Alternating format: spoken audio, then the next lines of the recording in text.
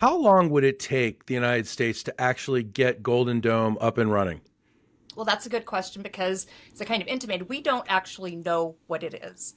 And we don't really have a grip on what the architecture of it's going to be, what the bureaucratic structure for development is. We now have, the general that's going to be in charge of it, but we are really short on the details. So when President Trump indicated that he would have it completed by the time he left office, I think that's kind of, President Trump really likes to say that he's accomplished something that nobody else could do.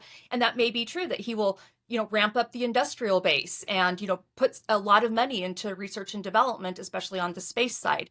But we are not going to have, again, the full spectrum of things. He says that we have this really super technology. I think we have great technology. We have wonderful innovators in this country, but we're really not going to have a complete homeland defense system in 3 years. It would be a much longer timeline. So he could get it started, but I think the model everybody's looking at is Israel with its Iron Dome. Certainly, it's performed very well for the last several years for Israel. Can the United States expect to build something that's as effective as Iron Dome? We have so much more territory to cover. Yeah, we have so much more territory to cover, and really, Iron Dome is for short range threats. So I guess if Detroit, maybe Niagara Falls, are a little bit, concerned about an invasion from Canada, that would be one thing.